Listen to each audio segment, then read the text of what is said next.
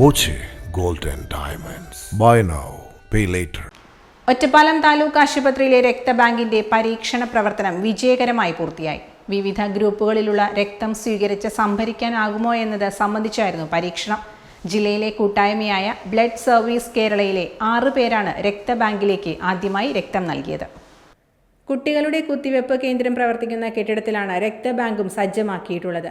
രക്തം ശേഖരിക്കൽ, രക്തത്തിന്റെ വിവിധ ഘടകങ്ങൾ വേർതിരിക്കൽ, പ്ലാസ്മ, പ്ലേറ്റ്ലെറ്റ് തുടങ്ങിയവ ഉൾപ്പെടെ സംഭരിക്കൽ എന്നിവയ്ക്കുള്ള യന്ത്രങ്ങളും ജനറേറ്ററുകളുമെല്ലാം പരീക്ഷണ പ്രവർത്തനത്തിന് വിധേയമാക്കി. 24 മണിക്കൂർ പ്രവർത്തിക്കാൻ ആവശ്യമായ സൗകര്യങ്ങളാണ് ഒരുക്കിയിട്ടുള്ളത്. ദേശീയ ആരോഗ്യ ദൗത്യം മുഖേന ഡോക്ടർ, കൗൺസിലർ, സാങ്കേതിക ജീവനക്കാർ എന്നിവരെ നേരത്തെ നിയമിച്ചിരുന്നു. 4 പുതിയ ജീവനക്കാരെ കൂടി ഇപ്പോൾ നിയമിച്ചിട്ടുണ്ട്.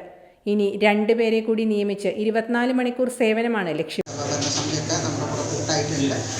ബാക്കി എല്ലാ കാര്യങ്ങളിലും ബ്ലഡ് ബാങ്ക് സുസജ്ജമാണ്. ജീവനക്കാരും ആവശ്യത്തിന് ജീവനക്കാരെല്ലാം 24 മണിക്കൂർ പ്രവർത്തിക്കുന്ന ഒരു ബ്ലഡ് ബാങ്ക് ആയിട്ടാണ് നമ്മളിതിനെ വിഭാവനം ചെയ്യുന്നത്.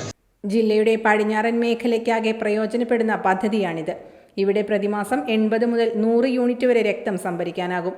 ഒരു ദിവസം 50 യൂണിറ്റ് വരെ ശേഖരിക്കാം. 5 വർഷം മുമ്പ് പ്രഖ്യാപിച്ച പദ്ധതിക്കായി MLA ഫണ്ടിൽ നിന്ന് 74 ലക്ഷം രൂപയാണ് അനുവദിച്ചിരുന്നത്. കഴിഞ്ഞ മാസം അവസാനം കേന്ദ്ര ആരോഗ്യ മന്ത്രാലയത്തിന് കീഴിലുള്ള സെൻട്രൽ ഡ്രഗ്സ് സ്റ്റാൻഡേർഡ് കൺട്രോൾ ഓർഗനൈസേഷന്റെ അനുമതി ലഭിച്ചതോടെയാണ് പരീക്ഷണ പ്രവർത്തനം നടത്തിയത്.